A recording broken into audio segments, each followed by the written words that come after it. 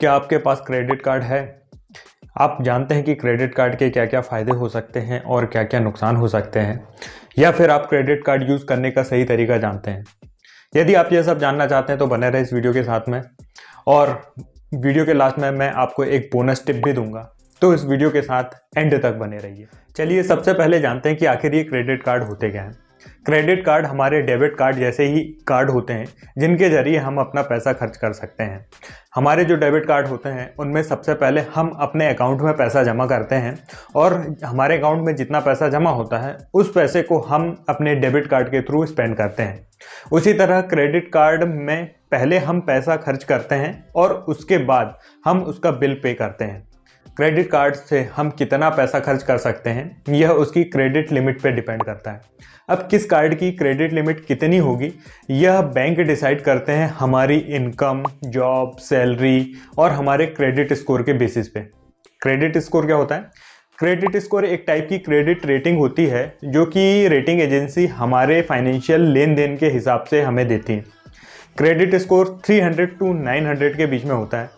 यदि आपका credit score 300 to 550 है, यह एक पुअर क्रेडिट स्कोर माना जाता है। यदि आपका क्रेडिट स्कोर 550 to 650 है, यह एक एवरेज क्रेडिट स्कोर माना जाता है। यदि आपका क्रेडिट स्कोर 750 to 900 है, तो यह एक एक्सीलेंट कैटेगरी का क्रेडिट स्कोर माना जाता है, और ऐसे में आपको लोन या फिर क्रेडिट कार्ड मिलना बहुत ही आसान हो जाता है। यदि आपका क्रेडिट स्कोर ख़राब है तो ऐसे केस में आपको क्रेडिट कार्ड या फिर कोई भी लोन मिलना मुश्किल हो जाता है। क्रेडिट कार्ड जो है एक टाइप का शॉर्ट टर्म लोन ही होता है जिसमें हम उस कार्ड के थ्रू पैसा स्पेंड करते हैं और मंथ एंड में हम उस बिल को पे करते हैं। चलिए देखते हैं कि क्रेडिट कार्ड की क्या क्या फ़ायदे हो सकते हैं। क्रेडिट कार्ड का सबसे बड़ा फ़ायदा तो यह है कि इमरजेंसी के समय में यह बहुत ही हेल्पफुल हो सकते हैं। मान लीजिए कोई भी इमरजेंसी है, मेडिकल इमरजेंसी है, आपको फंड्स की अर्जेंट ज़रूरत है, बट हो सकता है आपने वो पैसे कहीं इन्वेस्ट कर रखे हों, या फिर हो सकता है वो पेमेंट आपको 1-2 दिन बाद मिलने वाला हो।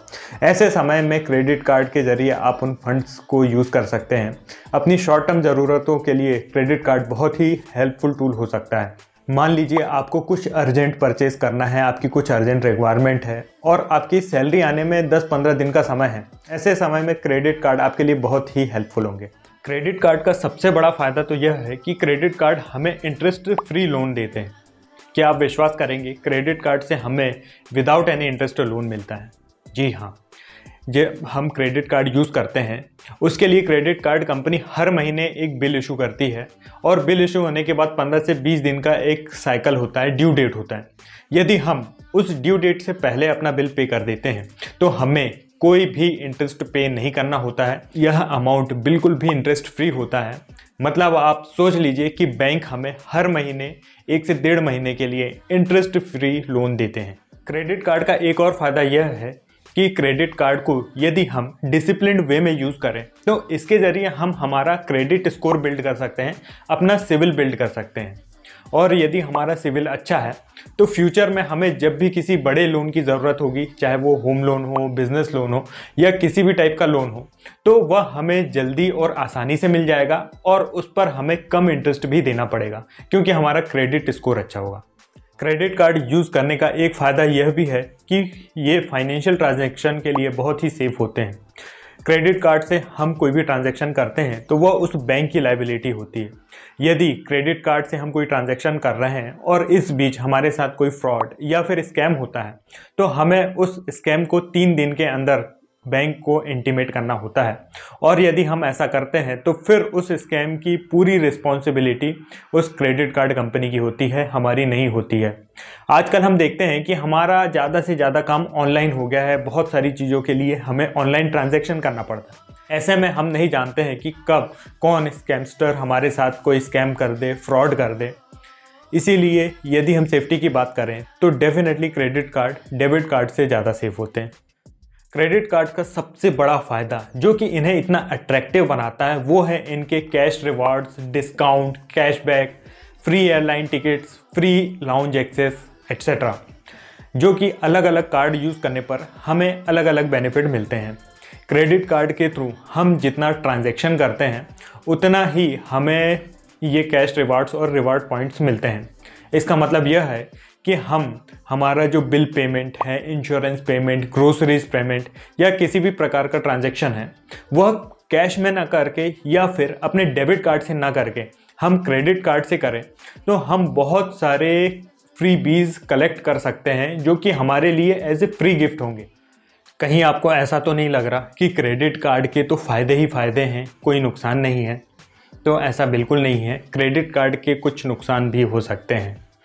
यदि आपको ऐसा लग रहा है कि बैंक कितने अच्छे हैं, हमें विदाउट एनी इंटरेस्ट हर महीने पैसे दे रहे हैं, तो क्या आपको पता है कि यदि आप अपना क्रेडिट कार्ड का बिल ड्यू डेट में पे करने से यदि एक दिन भी लेट हो जाते हैं तो आपको 30-40% का हाई इंटरेस्ट रेट पे करना पड़ता है, वो भी डे 1 से।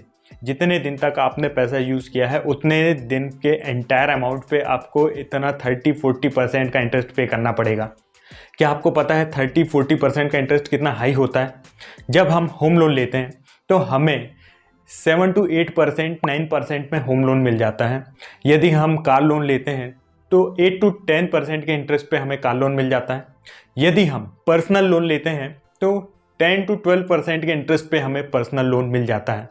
लेकिन क्रेडिट कार्ड कंपनी हमसे 30-40% का इतना हाई इंटरेस्ट चार्ज करते हैं और इसीलिए बैंक हमें 30 डेज का 45 डेज का एक फ्री विंडो देती है। यदि उस दिन से पहले हम अपना बिल पे कर देते हैं तो हमें इंटरेस्ट फ्री वह अमाउंट मिल जाता है। लेकिन बैंक्स को भी यह मालूम है कि हम में से बहुत सारे लोग इतने डिसिप्लिन्ड नहीं होते हैं कि वो अपना बिल टाइम पे पे कर दें। बहुत सारे लोग अपना बिल टाइम पे पे नहीं करते हैं और उन्हें इतना हाई इंटरेस्ट पे करना पड़ता है अपनी स्पेंडिंग पर, और यही क्रेडिट कार्ड कंपनीज की अर्निंग का एक बहुत बड़ा हिस्सा होता है। जब हम क्रेडिट कार्ड का बिल पे नहीं कर पाते हैं तो क्रेडिट कार्ड कंपनी हमसे हर महीने 2.5 से 3% का इंटरेस्ट चार्ज करती है। जब हम इसे एब्सोल्यूट टर्म में देखते हैं तो यह हमें बहुत ज़्यादा समझ में नहीं आता है। मान लीजिए 1 लाख का क्रेडिट कार्ड है तो उस पर हर महीने 2.5 से 3 हज़ार का इंटरेस्ट चार्ज होगा।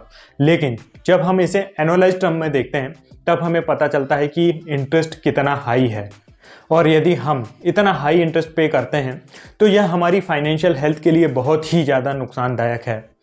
यदि हम अपने क्रेडिट कार्ड का बिल टाइम से पे नहीं करते हैं तो बढ़ते बढ़ते उसका इंटरेस्ट इतना बढ़ जाता है कि फिर वह हम पे कर ही नहीं पाते हैं। ऐसे में हम क्या करते हैं, किसी दूसरे क्रेडिट कार्ड से पैसा निकालते हैं और एक क्रेडिट कार्ड का बिल पे करते हैं, फिर एक से निकालते हैं दूसरे का पे करते हैं। इस तरह से धीरे धीरे हम एक डेट ट्रैप में फंस जाते हैं, जैसे कि अभी पाकिस्तान फंसा हुआ है। और डेट ट्रैप में फंसने के बाद फिर हम क्रेडिट कार्ड्स पर डिफ़ॉल्ट करना चालू कर देते हैं, जो कि हमारे क्रेडिट स्कोर के लिए बहुत ही ज़्यादा नुकसानदायक होता है।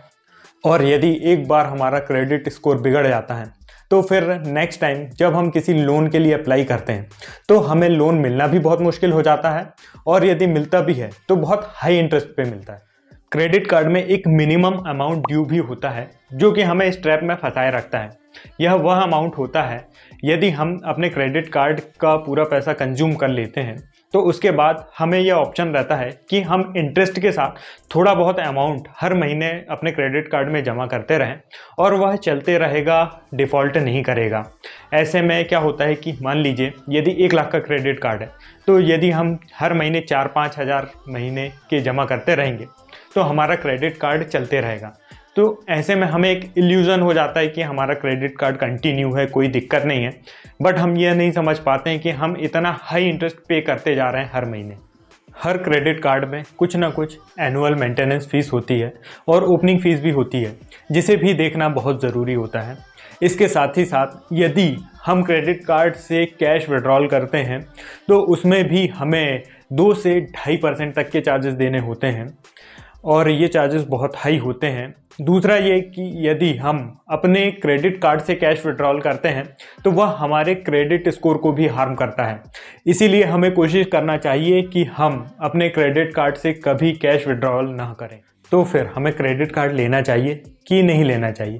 यदि आप क्रेडिट कार्ड को डिसिप्लिन्ड वे में मेंटेन कर सकते हैं, टाइम टू टाइम उसका बिल पे कर सकते हैं, या एक तरीके से कहें आपको क्रेडिट कार्ड से जो लोन मिल रहा है उस लोन की ज़रूरत नहीं है, आप सिर्फ उसे ट्रांजैक्शन के लिए यूज़ कर रहे हैं, तो डेफिनेटली आप क्रेडिट कार्ड को यूज़ कर सकते हैं। क्रेडिट कार्ड के थ्रू आप बहुत सारे freebies, reward points and discounts collect कर सकते हैं। बहुत सारे ट्रैवल कार्ड होते हैं जो कि आपको स्पेंडिंग पर फ्री फ्लाइट टिकट्स देते हैं। इसका मतलब यह है कि आप जितना ज़्यादा स्पेंड करेंगे आपको उतने ज़्यादा पॉइंट्स मिलेंगे और उन पॉइंट्स को कलेक्ट करके आप फ़्लाइट टिकट बाय कर सकते हैं। इसीलिए यदि आपको उन पैसों की ज़रूरत नहीं है, आप सिर्फ डिस्काउंट और फ्रीबीज के लिए क्रेडिट कार्ड यूज़ करना चाहते हैं, तो डेफिनेटली आपको कंसिडर करना चाहिए। क्रेडिट कार्ड को यदि हम अपनी कंजम्पशन के लिए यूज़ करते हैं, अपने लाइफ स्टाइल को मेंटेन करने के लिए, या फिर अपने फ्यूचर में होने वाली अर्निंग को आज ही कंज्यूम करने के लिए यूज़ कर रहे हैं, तो यह हमारी फाइनेंशियल हेल्थ के लिए बिल्कुल भी ठीक नहीं है। क्रेडिट कार्ड कोई लोन के लिए टूल नहीं है, बल्कि यह एक स्पेंडिंग के लिए टूल है। यदि हम इसे लोन के लिए रूप में अपनी लोन की रिक्वायरमेंट को फुलफ़िल करने के लिए यूज़ करेंगे, तो यह हमारे लिए एक डिज़ास्टर साबित हो सकता है। हम एक डेट ट्रैप में फंस सकते हैं। लेकिन उसकी जगह यदि हम इसे स्पेंडिंग के लिए, फ्रीबीज के लिए, कैश रिवॉर्ड्स के लिए यूज़ कर सकते हैं, तो फिर हमें इसे डेफिनेटली यूज़ करना चाहिए। लेकिन यदि हम कंजम्पशन के लिए यूज़ कर रहे हैं, तो फिर इसका मतलब यह है कि हम क्रेडिट कार्ड अफोर्ड नहीं कर सकते हैं, और ऐसे समय में हमें क्रेडिट कार्ड यूज़ नहीं करना चाहिए। चलिए देखते हैं कि हमें कैसा कार्ड लेना चाहिए। देखिए, मार्केट में बहुत सारे कार्ड्स अवेलेबल हैं जो कि अलग अलग तरीके से रिवॉर्ड पॉइंट्स या फिर कैशबैक देते हैं। हमें हमारी स्पेंडिंग हैबिट्स और कंजम्पशन के हिसाब से अपने क्रेडिट कार्ड को सेलेक्ट करना चाहिए।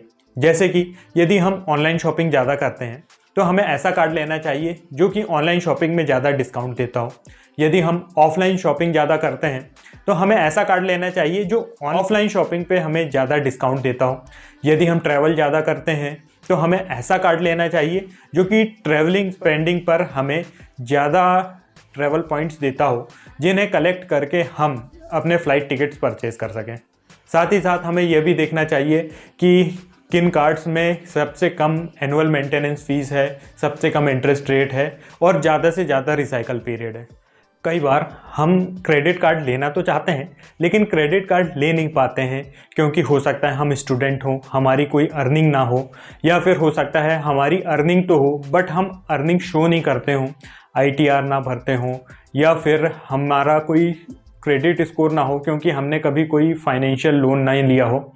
ऐसे केस में आप चाहें तो स्टूडेंट क्रेडिट कार्ड ले सकते हैं, जिसके लिए आपकी कोई इनकम या फिर क्रेडिट हिस्ट्री होना ज़रूरी नहीं है।